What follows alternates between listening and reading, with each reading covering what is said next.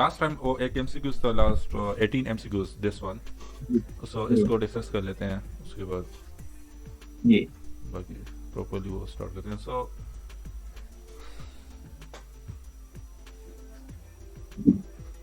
okay, so in a DC motor, the brush are shifted from the mechanical neutral plane in a direction opposite to the rotation. To decrease speed, to increase speed, to reduce sparking, to produce flat characteristic. तो इसमें correct जी। Option option C था ना, third? Reduce parking. या reduce sparking, that is the third option. Okay, actually अच्छा आवाज सही आ रही है आपको? जी ओके, सो हमारे पास क्या होता है, हमारे पास इस तरह होता है कि यहाँ पे मेरे पास if this is north pole, if this is north pole and this is my south pole, say, or rotor is placed in between north and south pole.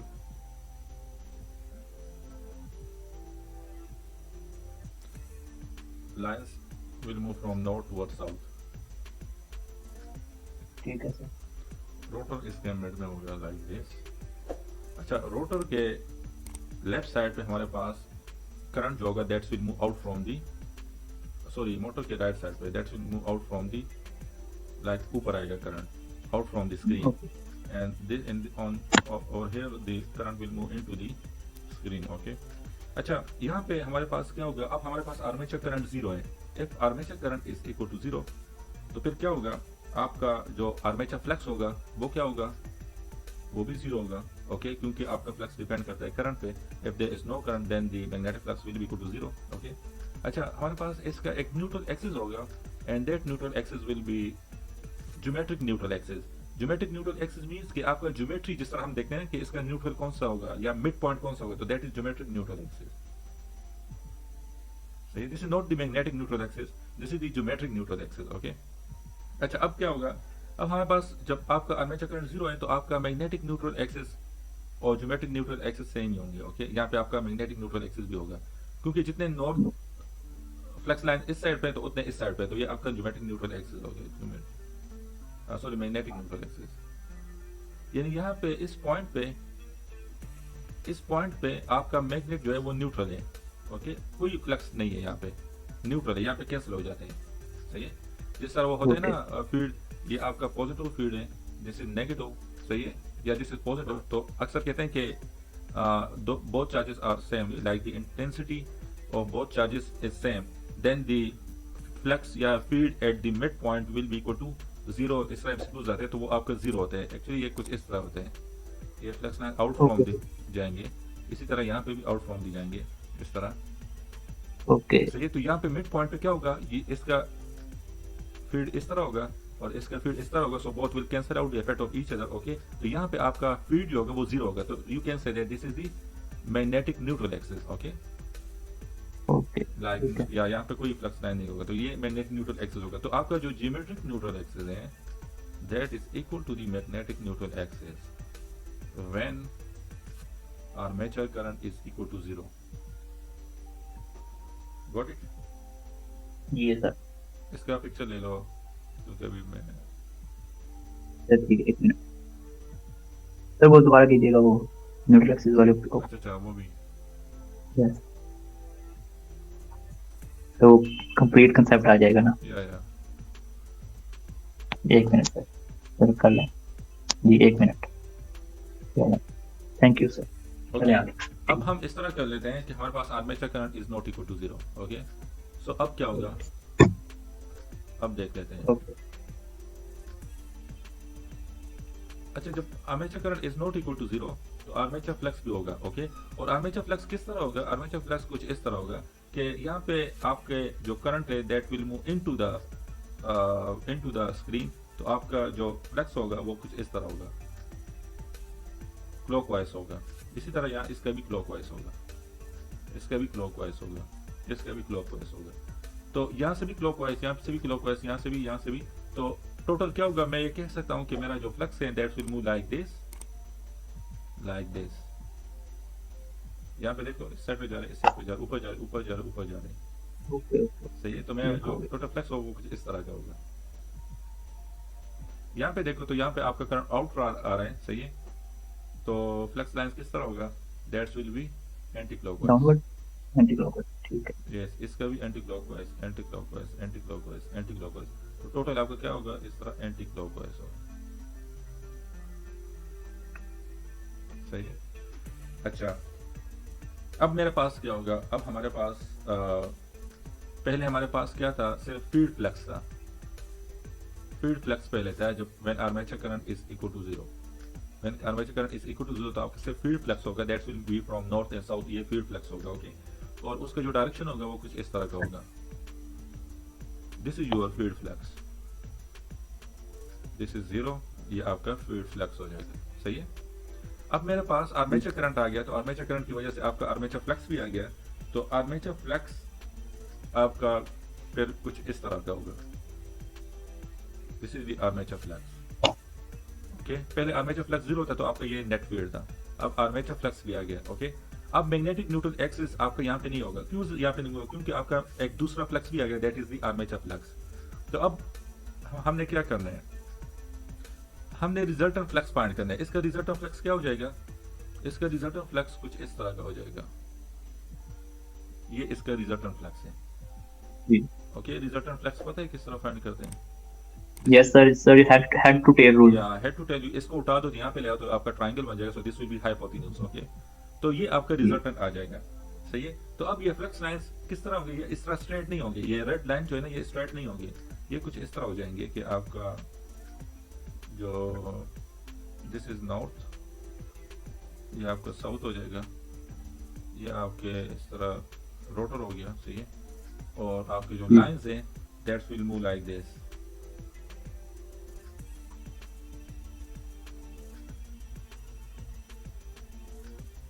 Okay, ये इस तरह हो जाएंगे।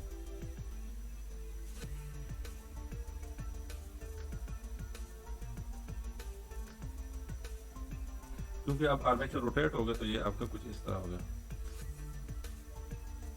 तो यहाँ पे ज्यादा फ्लक्स लाइंस आ जाएंगे, यहाँ पे कम फ्लक्स लाइन आ जाएंगे, वही होगा, आर्मेचर रिएक्शन इफेक्ट आ जाएगा।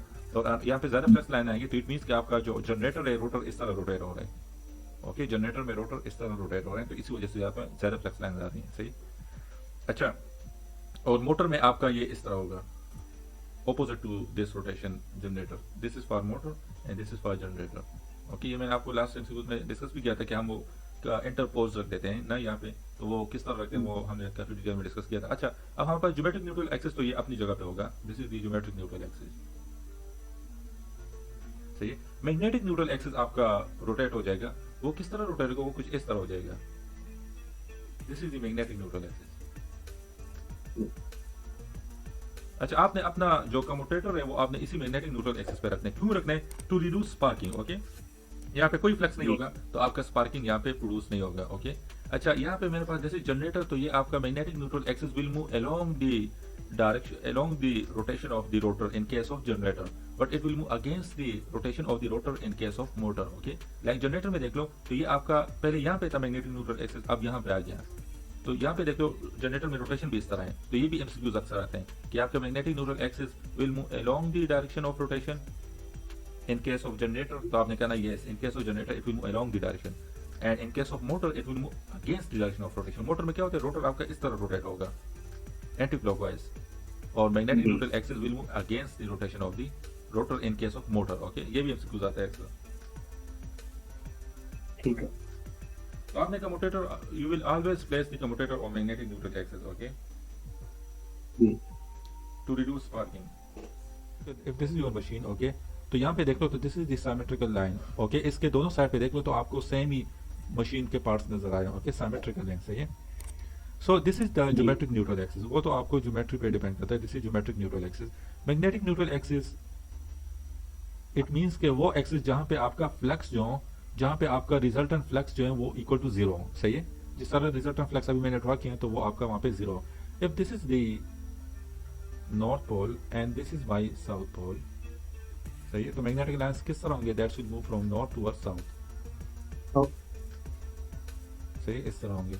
अच्छा, यहाँ पे अगर मैं इस तरह करूँ कि एक कंडक्टर यहाँ पे पड़ा हुआ है, सही, तो उस पर हाई मैग्नेटिक फ्लक्स लाइंस आ रही हैं। सही, ज्यादा मैग्नेटिक फ्लक्स लाइन उसको क्रॉस करें तो इसका जो ग्राफ बनेगा वो कुछ इस तरह बनेगा। यहाँ पे आपका ये कर्व होगा, कि ज़्यादा मैग्नेटिक फ्लक्स लाइन मैक्सिमम है, उसके बाद ये कंडक्टर जब इस तरफ आएगा, ओके, तो मैग्नेटिक फ्लक्स लाइंस वो फ्लक्स जो है वो डिक्रीज होते जाएगा, तो आपका फ्लक्स इस तरह डिक्रीज होते जाएगा, सही है।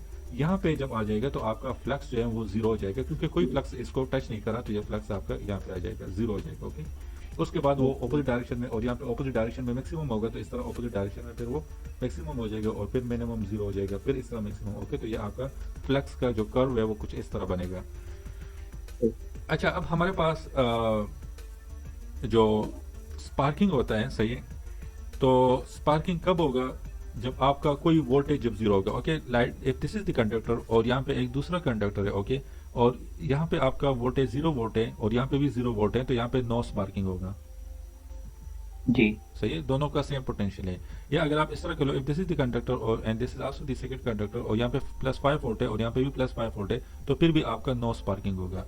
लेकिन अगर आपका पोटेंशियल डिफरेंस आ जाते हैं, सही है, if this is +5 volt and this is 0 volt, तो फिर आपका electron will move from higher potential toward lower potential, electron का फ्लो स्टार्ट हो जाता है और इलेक्ट्रॉन एयर में पास होंगे, और एयर में जब पास होंगे तो वहां पे आपका स्पार्किंग प्रोड्यूस होगा, जी। सही है।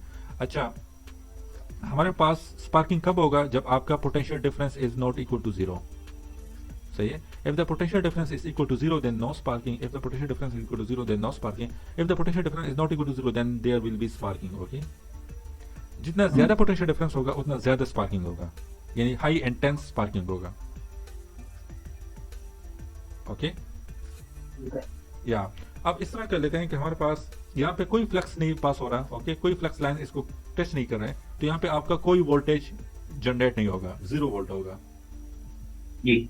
ओके। तो यहाँ पे 0 फ्लक्स है, तो यहाँ पे आपका वोल्टेज क्या होगा, वो भी आपका 0 हो जाएगा। जब वोल्टेज 0 होगा तो आप, this will be your magnetic neutral axis, it means कि यहाँ पे आपका कोई स्पार्किंग नहीं होगा, मैग्नेटिक न्यूट्रल एक्सिस, ये आपका मैग्नेटिक न्यूट्रल एक्सिस हो जाएगा, और यहाँ पे आप ब्रश को अटैच कर लो तो फिर आपका यहाँ पे कोई स्पार्किंग नहीं होगा, क्योंकि वोल्टेज आपका 0 है,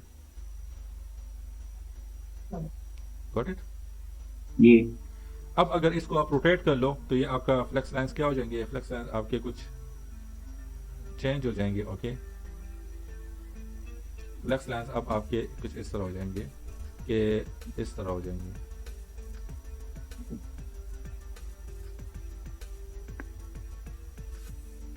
सही है। तो अब क्या होगा, अब यहाँ पे आपका कंडक्टर, उसी को डिस्कस, यहाँ पे आपका कंडक्टर इतना फ्लक्स नहीं होगा, यहाँ पे आपका कंडक्टर का फ्लक्स मैक्सिमम होगा, फिर यहाँ पे कम होते जाएगा इस तरह, और यहाँ पे आपका जो है वो 0 हो जाएगा, ओके। ये लाइंस कुछ इस तरह जाएंगी, सही है। तो यहाँ पे आपका क्या हो जाएगा, यहाँ पे आपका जो है वो 0 हो जाएगा, फिर यहाँ पे आएगा इस तरह, और यहाँ पे आपका मैक्सिमम हो जाएगा, ओके। यहाँ पे आपका ये पॉइंट आ जाएगा, ये पॉइंट आपके यहाँ पे आ गए, ओके, और यहाँ पे आपका ये पॉइंट जो था ये यहाँ पे मैक्सिमम फ्लक्स है, तो अब आपका ये यहाँ पे 0 वोल्ट प्रोड्यूस होगा, तो आपका मैग्नेटिक न्यूट्रल एक्सिस शिफ्ट हो जाएगा like this, okay. So this is the magnetic neutral axis. और यहाँ पे आपने ब्रश रखना है, क्योंकि यहाँ पे वोल्टेज 0 जनरेट होगा और आपका जो होगा फ्लक्स यहाँ पे 0 होगा, okay, this is the resultant flux, okay. तो वो आपका यहाँ पे कोई स्पार्किंग नहीं होगा, क्योंकि पोटेंशियल सेम हो जाएगा। ये कुछ इस तरह भी होता है कि फॉर एग्जांपल हमारे पास this is the neutral, okay, north pole, sorry, this is south pole, okay, और यहाँ पे आपका क्या होता है, कम्यूटेटर होता है, जैसे उसमें हमारे पास क्या होता है, वाइंडिंग होते हैं कुछ इस तरह,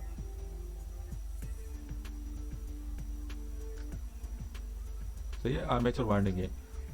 लेट्स से ये आपका 1 2 3 4 5 है, लेट्स से यहाँ पे आपका जो वोल्टेज है वो 5 वोल्ट है, यहाँ पे 3 वोल्ट है, सही है, यहाँ पे आपका 0 वोल्ट हो, यहाँ पे आपका 3 वोल्ट है, यहाँ पे आपका 5 वोल्ट है। तो ये सर्किट कुछ इस तरह बनेगा कि यहाँ पे आपका 5 वोल्ट, यहाँ पे 3 वोल्ट, यहाँ पे तो आपका 0 वोल्ट है, सही है, यहाँ पे 3 वोल्ट और यहाँ पे आपका 5 वोल्ट।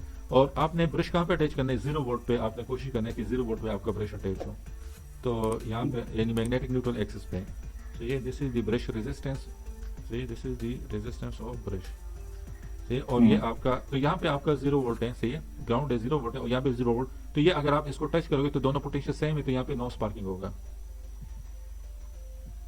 सही है। और करंट आपका यहाँ से आएगा, इस तरह करंट आएगा, और ये करंट यहाँ से इस तरह आएगा, इक्वल करंट आएगा, ओके, सही, क्योंकि दोनों का this is 5 volt, this is 3, this is 3 and this is 5, तो यहाँ से भी 7 वोल्ट है, सॉरी, यहाँ से भी आपका 8 वोल्ट है, 5 6 7 8, यहाँ से भी आपका 8 वोल्ट। सही है। अब अगर आप इस तरह कर लो कि इस ब्रश को आप शिफ्ट कर लो, लेट से आपका ये यहाँ पे आ गया, आपने न्यूट्रल पे नहीं रखा, आपने इसको यहाँ पे रख दिया, 3 वोल्ट पे रख दिए। ओके। तो अब क्या होगा, अब यहाँ पे स्पार्किंग होगा, क्योंकि ये आपका 0 वोल्ट है और यहाँ पे 3 वोल्ट है, तो पोटेंशियल डिफरेंस क्रिएट हो जाएगा और यहाँ पे आपका स्पार्किंग आपको मिलेगा। सही है। सर क्वेश्चन नंबर 30, सर इसमें हम लोड इंक्रीज कर रहे हैं। क्वेश्चन नंबर 30 सर, वो दूसरी वो अपने डॉक्यूमेंट जो सेंड किया जी इस पे है। ओके। सर इसमें हम लोड इंक्रीज कर रहे हैं, तो जैसे कंसेप्ट है लोड इंक्रीज करेंगे तो आर्मेचर करंट इंक्रीज होगा, आर्मेचर करंट इंक्रीज होगा तो सर फिर हमारे पास फ्लक्स लाइंस बढ़ेंगी, और फ्लक्स लाइंस बढ़ेंगी तो स्पीड कम होगी। तो इस पे थोड़ा सा ये कंसेप्ट दें। Actually, इसमें हमारे अब पास इसके हमारे पास क्या होता जी है, रिलेशन बिटवीन स्पीड आपका क्या होता है कि हमारे पास जो स्पीड होता है ना, that is directly proportional to EV. Over flux. तो जैसे लोड इंक्रीज होगा, सही है, तो आपका आर्मेचर करंट इंक्रीज होगा। सही है। आर्मेचर करंट जी। इंक्रीज होगा तो इट मींस कि आपका फ्लक्स भी इंक्रीज हो रहा है। सही है। जी सही है। लेकिन यहाँ पे क्या हो रहा है, जैसे डिफरेंशियल कंपाउंड मोटर में क्या होगा, हमारे पास मोटर स्पीड अप हो रहा है तो इट मींस कि आपका फ्लक्स डाउन हो रहा है।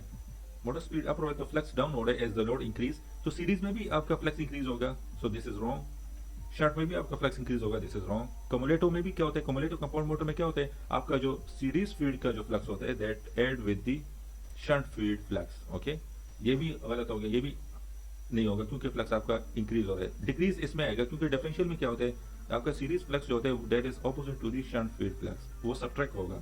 सो यहाँ पे आपका फ्लक्स डिक्रीज हो रहा है तो यहाँ पे आपका स्पीड इंक्रीज हो जाएगा। ठीक है। तो ये इसमें कम्युलेटिव में सर हमारे पास फ्लक्स ऐड हो रहा है। या कम्युलेटर में ऐड होता है, डिफरेंशियल में हम सब्ट्रैक्ट करते हैं। ये हमारे पास वो होता है ना, रिक्वायरमेंट होते हैं। कंपाउंड मोटर हम, यानी आपको अगर कांस्टेंट स्पीड रिक्वायर्ड हो और हाई स्टार्टिंग टॉर्क रिक्वायर्ड हो तो आपने कंपाउंड मोटर यूज करने हैं। तो वहां पे आपको फिर ये थोड़ा सा वो अप डाउन करना पड़ता है, सीरीज स्पीड को ज्यादा करना पड़ता है, शंट को कम करना पड़ता है, या आपको ऐड करना पड़ता है दोनों को। तो इस तरह आपने अपनी स्पीड को बैलेंस रखते हैं। ठीक है और सर, ये डीसी शंट मोटर, जी, question number 32। Okay, 32 DC shunt motor are used in those application where dash is required. तो ये जी सर शंट मोटर, जी सर शंट मोटर, एक मिनट सर मैं इसका वो देख थोड़ा सा मैं। सर इसमें हाई स्टार्टिंग टॉर्क नहीं आएगा क्योंकि ये हाई स्टार्टिंग टॉर्क तो हमारे पास आता है उसमें सीरीज मोटर में, यस, और प्रैक्टिकली कांस्टेंट स्पीड के लिए हमारे पास शंट मोटर है, और हाई नो लोड स्पीड और वेरिएबल स्पीड। ठीक है सर, ये क्लियर है। ठीक है इसके बाद नेक्स्ट सर 37 देखें। 37 20% increase in current.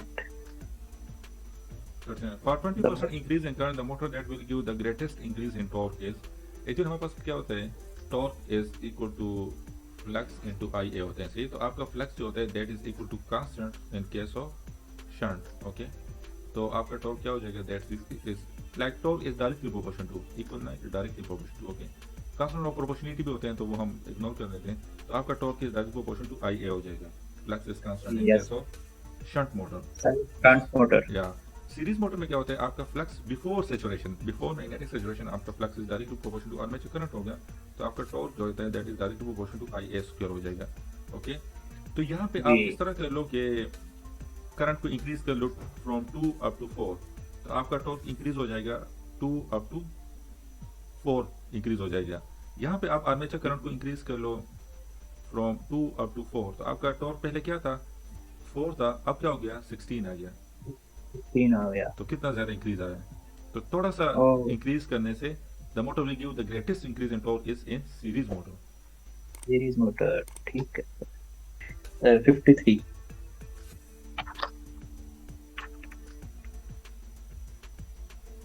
Okay, intermittent sparking at the brush of a DC motor will be caused due to an open armature coil, intermittent load, loose coupling and correct voltage.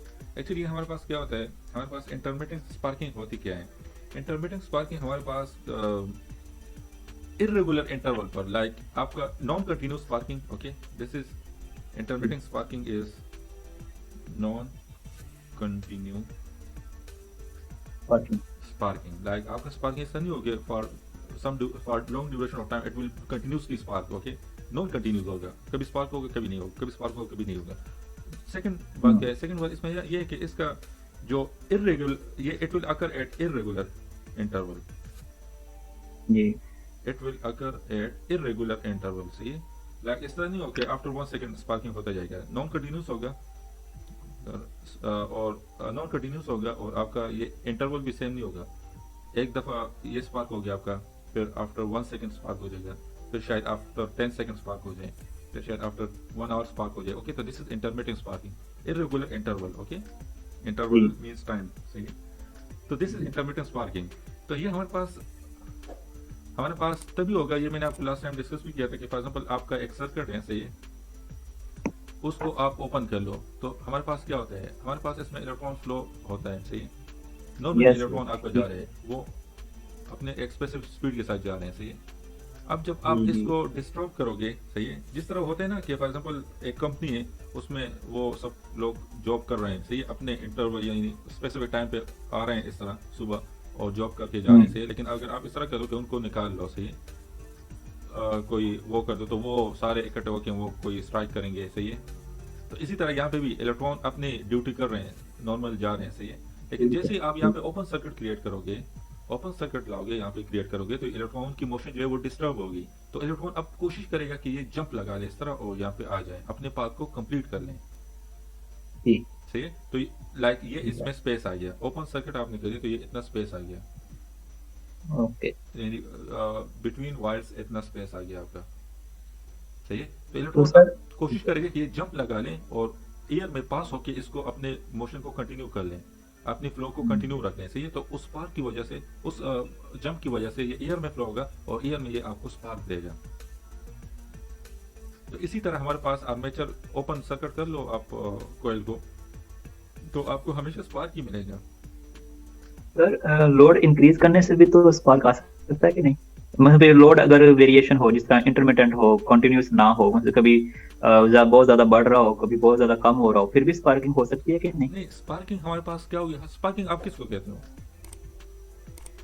Like जो आप disturbance. नहीं, disturbance like क्या आपको नजर तो आता है ना, कुछ नजर आते हैं स्पार्किंग होती है होते वक्त in the form of light, light जी या आपको पता लग जाता है कि वो साउंड से भी आ जाती है आवाज और स्पार्क की भी वो लाइट आ जाती है, तो आपको पता लगता है स्पार्क हो रही है यहाँ पे। जिस तरह आप स्विच को इंसर्ट करते हो तो स्पार्क हो जाती है वहाँ पे। जी सही है, तो वो स्पार्किंग क्यों होती है, वो स्पार्किंग इसी वजह से होती है क्योंकि इलेक्ट्रॉन का जो फ्लो है वो यानी ईयर में आप जा रहे हैं। ईयर में आपका क्या होता है, मॉलिक्यूल्स होते हैं, लास्ट टाइम भी मैंने डिस्कस किया था।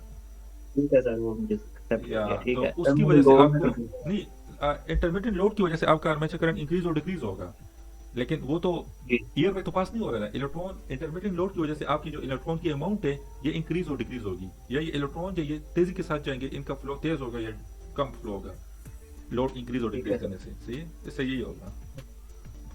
अच्छा, two series motor are mechanically coupled. One machine is run as a motor and the other as a generator. The iron and traction losses of the machine will be identical when. अच्छा, हमारे पास क्या होता है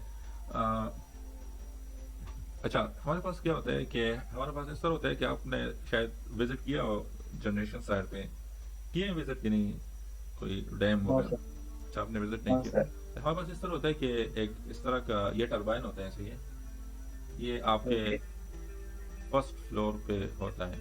सही है, ground floor पे ये होता है। सही है, ये आपके ग्राउंड फ्लोर पे होते हैं। फर्स्ट फ्लोर पे इसके ऊपर एक एक्साइटेशन का वो होता है। अच्छा, बेसमेंट में आपका वो फ्लो होता है, वाटर का फ्लो होता है। सही है, इस तरह का कुछ कंस्ट्रक्शन होता है। 3 फ्लोर्स होते हैं इस तरह। सही है, ये आपका ग्राउंड है। सही है, तो यहाँ पे आपका वाटर फ्लो होता है। सही है, आप विजिट कर लो तो आपको पता है, यहाँ पे आपका वाटर फ्लो होता है। सही है, यहाँ से टरबाइन रोटेट होते हैं और ऊपर आपका ये हमारे पास जितने भी आउटसाइड कनेक्शन होते हैं वो ऊपर ही होते हैं। सही है, रोटर भी कहे तो आप, क्योंकि एक तो इसका रोटर का कुछ हिस्सा नीचे होगा, ओके, तो उसके वो तो रोटेट होगा, पानी उसमें जाएगा तो वो रोटेट होगा, तो उससे ये भी रोटेट होगा। सही है, ये आप आर्मेचर कह दो। सही है, आर्मेचर, तो उसके ऊपर आर्मेचर के ऊपर हम एक्साइटेशन रख देते हैं। तो एक्साइटेशन आपका कुछ, ये तो ग्राउंड फ्लोर पे हो जाएगा, एक्साइटेशन आपका यहाँ पे फर्स्ट फ्लोर पे होते हैं। सही है, ये कनेक्शन, और ये आपका जो बेसमेंट है, दिस इज बेसमेंट, ये आपका पूरा बेसमेंट है, दिस इज बेसमेंट। तो यहाँ पे आपका वाटर फ्लो आते हैं। सही है, वो पेन स्ट्रोक होते हैं, यहाँ से आते हैं इस तरह पेन स्ट्रोक, ये आपका पेन स्ट्रोक हो गया। ओके, एक बड़ा सा पाइप होता है और यहाँ पे आपका ये रिजर्वायर है, सही है। तो रिजर्वायर से इस तरह आते हैं पानी, और यहाँ पे टरबाइन को रोटेट करते हैं, वहाँ पे आउट फ्लो आउट होता है इससे। तो ये हमारे पास इस तरह होता है कि एक्साइटेशन में हम क्या करें, एक्साइटेशन में हम एक कनेक्शन यहाँ से ले आते हैं। तो जो हमारे पास जनरेशन होते हैं वहाँ से हम एक कनेक्शन ले आते हैं, और यहाँ पे हम एक्साइटेशन हमारे पास डीसी वोल्टेज होते हैं, सही है। यानी डीसी सप्लाई हम देते हैं फॉर द फीड को क्रिएट करने के लिए। जिस तरह हमारे पास होता है ना कि हम यहाँ से फीड को क्रिएट कर लेते हैं, सही है। और जब टरबाइन रोटेट होते हैं तो वो फ्लक्स लाइंस को कट करते हैं, उससे आपका जो वोल्टेज है वो इंड्यूस होते हैं, सही है। तो ये एक्साइटेशन जो है ये हमारे पास जो होता है ये आपका डिपेंड करता है आयरन पे, सही है। आयरन लॉसेस में क्या होते हैं, हिस्टेरिसिस और ईडी करंट लॉसेस होते हैं, सही है। और फ्रिक्शन लॉसेस जो होते हैं, फ्रिक्शन लॉसेस आपका ये आयरन लॉस आपका डिपेंड करता है वो एक्साइटेशन पे, सही है। आयरन लॉस और ये आपका फ्रिक्शन जो होता है ये डिपेंड करता है स्पीड पे। जब आपका स्पीड ज्यादा होगा तो इट मीन्स कि आपका फ्रिक्शन कम है, जब आपका स्पीड कम होगा तो इट मीन्स कि फ्रिक्शन ज्यादा है, जिसकी वजह से आपका स्पीड कम आ रहा है, सही है। ये पॉइंट्स क्लियर हो गए आपको? तो सेकंड ऑप्शन बनाइए। या सेकंड ऑप्शन, ये स्पीड आर आइडेंटिकल, क्योंकि स्पीड आइडेंटिकल होगा तो फिर आपका फ्रिक्शन लॉसेस आइडेंटिकल होंगे, सही है। लेकिन वो आयरन लॉसेस पे ठीक है। या एक्चुअली इन्होंने क्या किया कि दो मशीन्स हैं उनको आप कपल कर लो, सीरीज मोटर है ना दो, ओके ठीक है सर, सीरीज मोटर है उनको मैकेनिकली कपल, सीरीज इनको आप मैकेनिकली कपल कर दो। तो दोनों का अगर स्पीड सेम है तो इट मीन दोनों का फ्रिक्शन सेम है, सही है।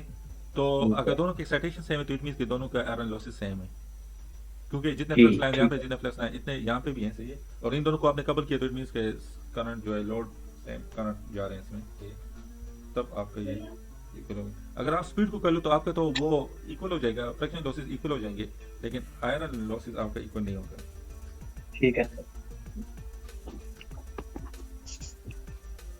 ये बाकी ऑप्शन इसमें नहीं आते। Okay, question number 80। जी। A DC shunt motor run at 500 rpm at 220 volt. A resistance of 4.5 ohm is added in series with the armature for speed control. The armature resistance is 0.5 ohm. The current to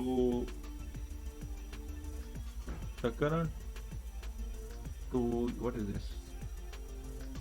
The current to start the motor. The current to तो start. ये start है, Yes, I think. ठीक है जी। The current to start the motor is, so we need to find the current. Shunt motor, a DC shunt motor. Ji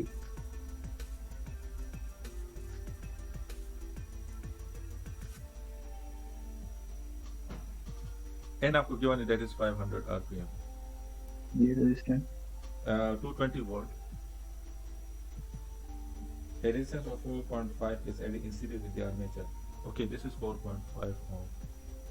Is added in series with the armature for speed control. The armature resistance is 0.5 ohm. So it means कि armature resistance आपका 0.5 ohm है, और दूसरा resistance हमने in series with this इसको connect किया। The current will be, तो हमने current find करना है। This is stall. It is not the. This is stall. Stall किसको कहते हैं? ये किसको कहते हैं?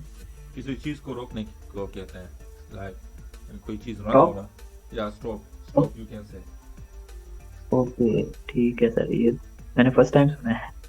एक्चुअली स्टॉल कब होता है मोटर, आपका मोटर तभी स्टॉल होता है जब आप इस तरह कर लो कि लोड को इंक्रीज कर लो तो स्पीड कम हो जाएगा, और लोड को इंक्रीज कर लो तो और स्पीड कम हो जाएगा, तो और लोड को, तो आपका मोटर जो होता है वो हैंड अप हो जाते हैं एंड पे, और रोटेशन स्टॉप कर लेते हैं, तो उसको हम स्टॉल कहते हैं, सही। ठीक है। अच्छा, तो हमारे पास क्या हो गया, यहाँ पे हमने आर्मेचर करंट को फाइंड करना है, सही है जी। अच्छा, हमारे पास यहाँ पे आर्मेचर करंट को हमने फाइंड करना है। So for armature current we will need shunt current, okay, but this current is also not given to me. Voltage V is equal to IA और तो एक तो रेजिस्टेंस दोनों सीरीज में प्लस EB हो जाएगा। अच्छा, when the motor is stall, so we know that EB is equal to, तो ये क्या हो जाएगा, EB आपका क्या हो जाएगा,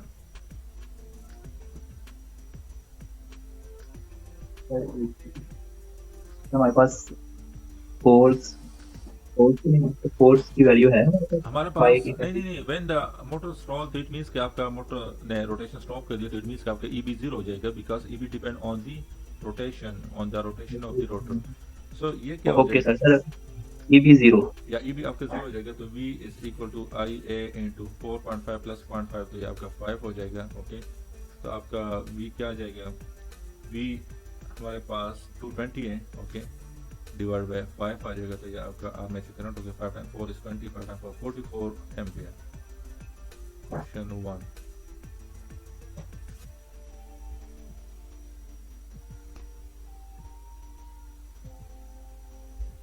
गॉट इट? Okay sir. कोई कंफ्यूजन तो नहीं था? नो सर, ठीक है। Okay, next question. If the applied voltage to a DC machine is 230 volt, then back EMF or maximum power develop is, तो हमारे पास maximum power में क्या होता है, याद है कि भूल गया? Sir maximum EMF, Maximum power, maximum power वो सर, condition, वो उसकी कंडीशन सर दो थी, E is equal to half given voltage या half of the given voltage, तो half of the given voltage will be equal to 115। 115, yes. The armature resistance of a 6-pole lap wound generator is इतना, armature resistance of a okay, if the armature is rewound using a wave winding, the armature resistance will be, अच्छा ये important MCQs हैं sir, आते हैं, सही है। हमारे पास armature resistance 6 pole lap wound, तो लैप वाउंड मींस कि आपका जो पैरेलल पाथ है वो कितने हैं, 6 है, 6 है। 1 2 3 4 5 6, ये आपका लैप वाउंड है 6 pole. Okay, generator the armature resistance 6 pole lap wound generator इतना, तो इट मींस कि आपका टोटल जो है आर टोटल वो कितना है, that is equal to 0.05 ohm. Okay, तो रेजिस्टेंस तो सबका सेम ही होगा। अच्छा, तो अब टोटल रेजिस्टेंस कितना होगा इक्विवेलेंट, तो आपका ये टोटल इतना है, तो हमारे पास इसका इक्विवेलेंट फाइंड कर लो, तो इक्विवेलेंट कितना होगा आपका, आर इक्विवेलेंट हो जाएगा, that's will be equal to 1 2 3 4 5 6, R divide by 6 हो जाएगा। जी सर। वो याद है तो आपको पॉइंट, पैरेलल में किस तरह फाइंड करते हैं, याद है ना? जी सर।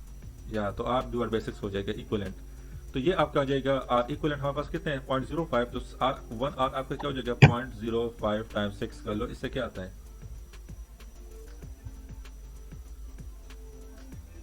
तो ये 0.3 तो नहीं आता, 0.0083 आ रहा है। नहीं 0.05 टाइम्स 6, तो मल्टीप्लाई करना है, डिवाइड करना है। मल्टीप्लाई करना है। Actually we need to find R, we need to find this 1 R, yes 1 R, that's will be 0.3। 0.3 आ गया, यस 0.3 आ गया। अब हमारे पास क्या है, वो कहना है कि आप इस तरह कर लो कि मोटर को रीवाइंड कर लो यूजिंग वेव वाइंडिंग, तो वेव वाइंडिंग में हमारे पास कितने पाथ होते हैं, 2 पाथ होते हैं। ओके, ठीक है, इसके बाद सर हमने लैप वाइंडिंग से हम चलेंगे वेव वाइंडिंग, तो उसमें क्या कैसे करना है? अब वेव वाइंडिंग में सर हमारे पास 2 पाथ हैं सिर्फ। या वेव वाइंडिंग में हमारे पास 2 पैरेलल पाथ हैं। ओके, तो इस तरह ओके। कर लेते हैं कि जो हमारे पास ये होगा ना, एक 2 पैरेलल पाथ बना दो, तो इसको अगर मैं यहाँ पे कर लूँ सीरीज में इसके साथ, और इसको भी मैं यहाँ पे सीरीज में कर लूँ, और इसको मैं इसके साथ सीरीज में कर लूँ, और इसको इसके साथ सीरीज में कर लूँ, तो ये आपका कुछ यहाँ पे आ जाएगा, तो ये तो आपका ये कनेक्शन कुछ इस तरह बन जाएंगे। जी सर, ये अब 3 और 1 पैरेलल पाथ में सीरीज में ऐड हो गए, 3 और 1 पैरेलल पाथ सीरीज में ऐड हो गए, ऐसे ही है। यस, ये आपका कुछ इस तरह बन जाएगा, सही है। एक का कितना है, दिस इज 0.3, दिस इज 0.3 0.3 0.3 0.3 0.3 अब इसका इक्विवेलेंट हमने फाइंड करना है, तो इसका आर इक्विवेलेंट विल आर्मेचर क्या होगा, आर इक्विवेलेंट होगा इसका, तो आर इक्विवेलेंट क्या हो जाएगा 0.3 0.3 0.3 से क्या आएगा 0.9 आ जाएगा। 0.9, यस। अच्छा, अब दोनों 0.9 है, तो आप 0.9 डिवाइड बाय 2 कर लो, so that's will be equal to 0.45। जी बहुत इंपॉर्टेंट है। इसमें अक्सर स्टूडेंट मिस्टेक कर लेते हैं कि पॉइंट 3 और पॉइंट 3 को पैरेलल में कनेक्ट कर लेते हैं। जी ठीक है। तो आपने सब नहीं हाँ, करना, सीरीज में भी करना है। ओके, दो पैरेलल पाथ बनाने हैं और बाकी जितने भी वाइंडेज होंगे उनको सीरीज में रखना है। ये काफी इंपॉर्टेंट है सीरीज में। ठीक है सर।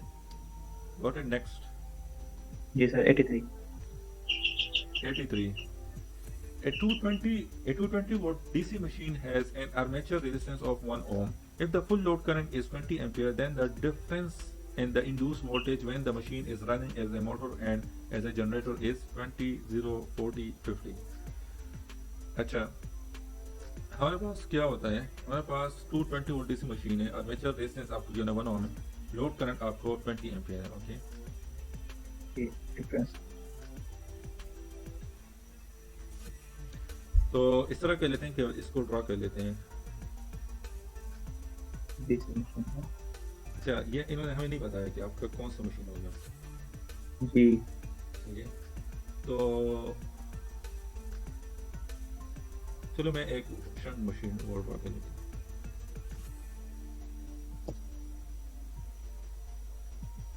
ये आपका कितना है आर्मेचर रेजिस्टेंस? 1 ओम है, आपका 220 वोल्ट है। सही है, load current is 20 ampere.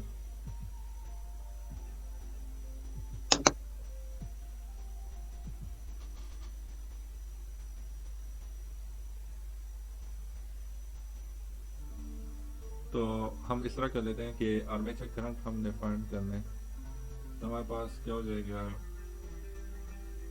V equal to I A R A plus E B.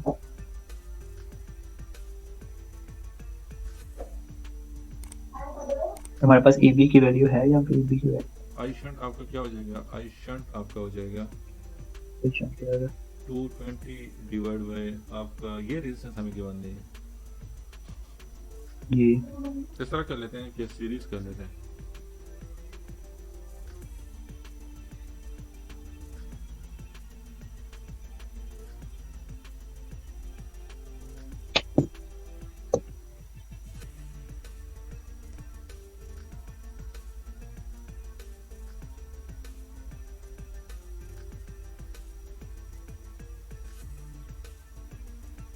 Load current कितना है? 420 एम्पीयर, 220 वोल्ट,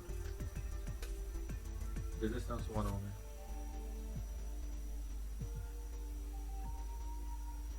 हमारे पास क्या हो जाएगा? 220 V will be equal to, as a motor अब मैं इसको ट्रीट कर रहा हूँ। सही है, तो एज अ मोटर ये क्या हो जाएगा? आर्मेचर 220 टाइम्स 1 हो जाएगा। रेजिस्टेंस में आर्मेचर करंट कितना ड्रॉप हो रहा है? दैट इज 20 टाइम 1 प्लस ई भी आ जाएगी यहाँ पे। सही है, this is for motor. Generator में क्या होगा? जनरेटर में आपका ऑपोजिट होगा। ओके, जनरेटर जी सिंपल। सही है, तो यस, तो हमारे पास क्या होगा? हमारे पास यहाँ पे आपका ड्रॉप आ जाएगा। जी सही है, तो आपका ये क्या होगा? ये भी ड्रॉप हो जाएगा। ये आपका पोलैरिटी कुछ इस तरह हो जाएगी, क्योंकि करंट का डायरेक्शन ऑपोजिट होगा तो आप इसमें ड्रॉप आएगा। तो ये आपका कुछ इस तरह हो जाएगा। सही है, ये रेजिस्टेंस में, और ये तो होगा अपना वो, ये तो आपका प्लस माइनस होगा।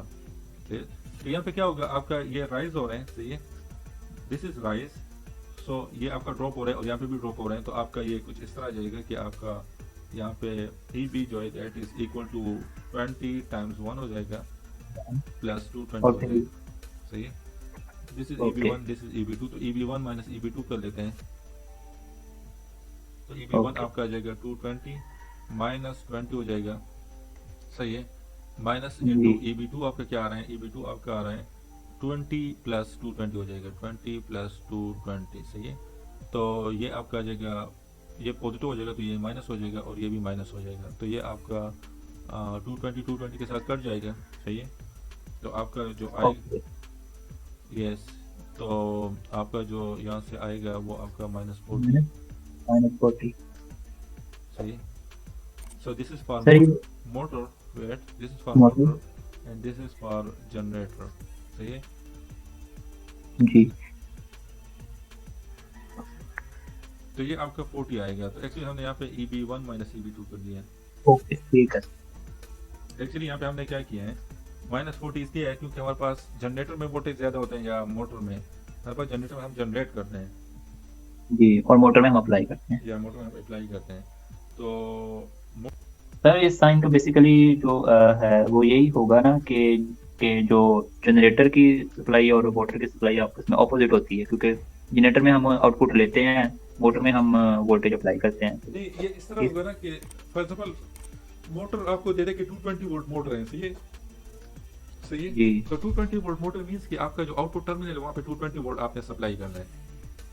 ओके ठीक है। लेकिन जनरेटर अगर आपको दे दे कि जनरेटर आपका 220 वोल्ट है, तो इट मींस कि आपने इतना जनरेट करना है कि आपने जनरेशन ज्यादा करनी है। क्यों ज्यादा करनी, क्योंकि उसमें आर्मेचर लॉसेस भी होंगे। लॉसेस भी होंगे, तो ठीक है आपने सर। ठीक जनरेशन इतना रखना है, यानी ये ज्यादा जनरेट कर ले ताकि ये लॉसेस भी कंपनसेट हो जाए और आपको आउटपुट और पे 220 वोल्ट मिले। हाँ ठीक है तो सर, अगर वो टू- सारे जमाने या तो अगर से 240 ठीक। कर लो तो 20 वोल्ट आपको यहाँ पे ड्रॉप हो जाएगा और आपको आउटपुट पे 220 वोल्ट मिलेगा। तो ये इसी तरह वो होता है, सही है, क्योंकि हमने कस्टमर को आउटपुट दिखाना है, वो तो बाहर ही देखेगा, अंदर तो नहीं जाएगा कि कितना जनरेट होगा। ठीक है ठीक है। सही है।